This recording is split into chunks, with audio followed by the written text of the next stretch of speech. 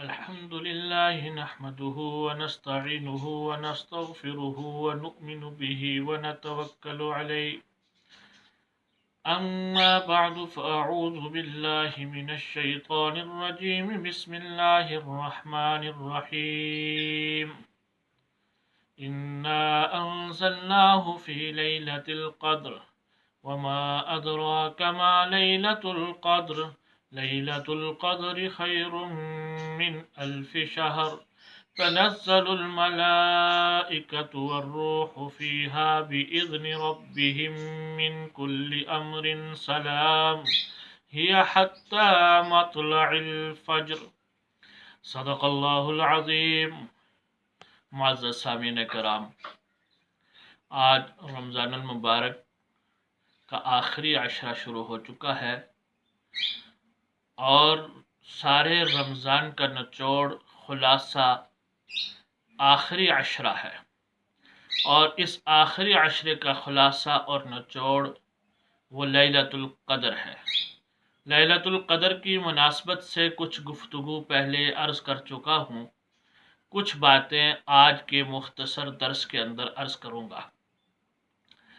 اللہ تبارک و تعالی ارشاد فرماتے ہیں کہ انا انزلناہ فی لیلۃ القدر، ہم نے قرآن کریم کو لیلۃ القدر میں اتارا. معلوم ہوا کہ لیلۃ القدر کو جو فضیلت ملی وہ قرآن کریم کی وجہ سے ملی. قرآن عظیم الشان کتاب ہے، جس کے ساتھ قرآن ملتا گیا اس کی شان بڑھتی چلی گئی ہے. چنانچہ یہ قرآن کریم لوح محفوظ میں ہے تو لوح محفوظ تمام لوحوں سے افضل. اس قرآن کو لانے والے جبریل امین ہیں تو جبریل امین تمام فرشتوں کے امام اور تمام فرشتوں سے افضل. یہ قرآن کریم پیارے آقا محمد الرسول اللہ صلی اللہ علیہ وسلم کے اوپر اترا تو پیارے آقا صلی اللہ علیہ وسلم تمام انبیاء کے امام، تمام انسانوں میں سے افضل. یہ قرآن کریم رمضان المبارک میں اترا تو رمضان کا مہینہ تمام مہینوں میں مبارک، تمام مہینوں سے افضل. یہ قرآن کریم لیلۃ القدر میں اترا تو لیلۃ القدر تمام راتوں سے افضل اور تمام راتوں کی امام کہلوائی. اسی کی تلاش کے لیے حضور اکرم سرور دو عالم صلی اللہ علیہ وسلم اعتکاف بھی فرماتے تھے. حضرت ام عائشہ صدیقہ رضی اللہ تعالی عنہا فرماتی ہیں کہ جب آخری عشرہ آتا حضور صلی اللہ علیہ وسلم اپنے تہبند کو کس لیتے تھے، یعنی خوب تیاری کر کے قیام کے لیے کھڑے ہو جاتے تھے اور راتوں کو زندہ کرتے تھے اور اپنے گھر والوں کو جگایا کرتے تھے. عام طور پر تو پیارے آقا صلی اللہ علیہ وسلم کی عادت شریفہ یہ رہتی تھی کہ آپ صلی اللہ علیہ وسلم جب تہجد کی نماز کے لیے اٹھتے تو ایسے دھیمے قدموں سے چلتے کہ کہیں کسی کی آنکھ کھل نہ جائے، ازواج مطہرات کے آرام کے اندر خلل نہ آ جائے. لیکن اس آخری عشرے کے اندر کالی کملی والے اپنی ازواج کو بھی اٹھا رہے ہیں کہ اس برکت کو وہ بھی حاصل کر لیں. یہ عظیم الشان ایام، یہ اتنے انعام والے ایام جن کے اندر رحمتوں کا نزول اتنی کثرت سے ہوتا ہے کہ پورے سال میں اس کثرت سے رحمتوں کا نزول نہیں ہوتا. لیلۃ القدر کو قدر کیوں کہا جاتا ہے؟ قدر کا ایک معنی اندازہ کرنا ہے اور ایک معنی قدر کا تقدیر ہے، ایک معنی قدر کا تنگی ہے. اس لیلۃ القدر کے اندر اس قدر فرشتے اللہ کے اترتے ہیں کہ زمین تنگ ہو جاتی ہے. ایک وجہ تو لیلۃ القدر کہنے کی یہ ہوئی. دوسری وجہ یہ کہ اس لیلۃ القدر کے اندر تقدیر کے جو فیصلے ہیں وہ فرشتوں کے سپرد کیے جاتے ہیں. اس وجہ سے بھی اس کو لیلۃ القدر کہا جاتا ہے. اللہ پاک ارشاد فرماتے ہیں وما ادراک ما لیلۃ القدر، اے انسان تو کیا جانے لیلۃ القدر کیا چیز ہے، یعنی اس کے مقام اور مرتبے کو تو کیا سمجھ سکتا ہے یہ اتنی بالا، اتنی عظمتوں والی رات ہے تو اس کے مرتبے کو سمجھ ہی نہیں سکتا۔ لیلۃ القدر خیر من الف شہر، لیلۃ القدر 1000 مہینوں سے افضل ہے۔ مولانا اشرف علی تھانوی صاحب رحمہ اللہ تعالی لکھتے ہیں کہ عربی کے اندر چونکہ گنتی کا آخری عدد ہی الف ہے، 1000 ہے، 1000 سے اوپر گنتی ہے ہی نہیں۔ اگر اس سے اوپر گنتی کا کوئی عدد ہوتا تو اس کو ذکر کیا جاتا۔ یہ سب سے آخری عدد ہے، اور یہ نہیں کہا کہ 1000 مہینے ہی، بلکہ یہ فرمایا کہ 1000 مہینوں سے افضل ہے۔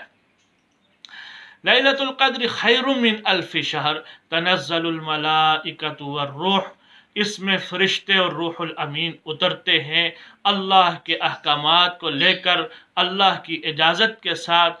طلوع فجر تک رحمتوں اور سلامتیوں والی یہ رات رہتی ہے۔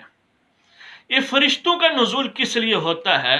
اس میں حکمت یہ بتلائی گئی کہ اگر فرشتے دنیا کے اندر اترتے ہیں تو اسی بنی آدم کے اوپر فرشتوں نے تخلیق کے وقت اعتراض بھی تو کیا تھا۔ حضرت سیدنا آدم علیہ السلام کو جب بنایا جانے لگا تو فرشتے کہنے لگے یا اللہ تو اس مخلوق کو بنا رہا جو دنیا کے اندر جا کر فساد برپا کرے گی، خون بہائے گی۔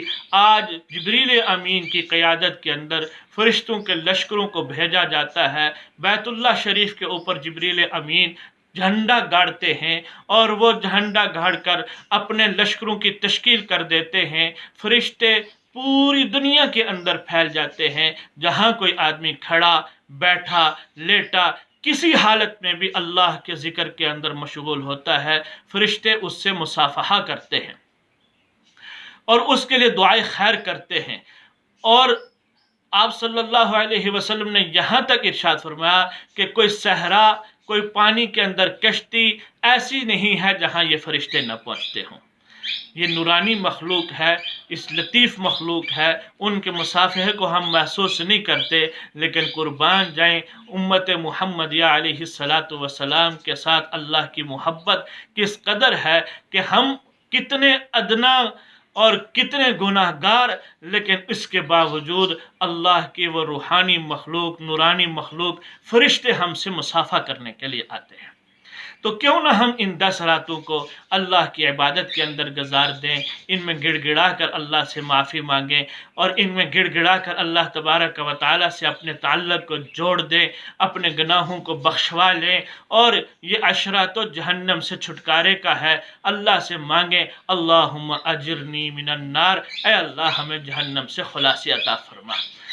پیارے آقا صلی اللہ علیہ وسلم سے حضرت ام عائشہ صدیقہ رضی اللہ تعالی عنہا سوال کرتی ہیں کہ یا رسول اللہ صلی اللہ علیہ وسلم اگر میں شب قدر کو پالوں تو میں کیا مانگا کروں؟ تو آپ صلی اللہ علیہ وسلم نے فرمایا عائشہ یوں دعا مانگا کر کہ اللہم انک عفو تحب العفو فاعف عنی، اے اللہ آپ معاف کرنے والے، آپ معافی کو پسند کرتے ہیں، اے اللہ مجھے معاف فرما دیجئے۔ یوں دعا مانگا کیجئے۔ تو ہمیں بھی چاہیے کہ ہر رات میں یوں دعا مانگیں۔ شب قدر کی فضیلت کو حاصل کرنے کے لیے ہر رات کے اندر کچھ نہ کچھ نوافل ہوں، کچھ تلاوت ہو جائے، کچھ تسبیحات ہو جائیں، کچھ صدقہ ہو جائے۔ جو بھی عمل اس رات کے اندر کیا جائے گا یوں سمجھیے کہ 1000 مہینے تک مسلسل وہ عمل کرنے کا ثواب مل رہا ہے، بلکہ 1000 مہینے سے بھی زیادہ، اور زیادہ کی کوئی حد نہیں ہے کہ کہاں تک جائے گا۔ اللہ تبارک و تعالیٰ سے دعا ہے اللہ عمل کی توفیق نصیب فرمائے۔ وآخر دعوانا ان الحمد للہ رب العالمین۔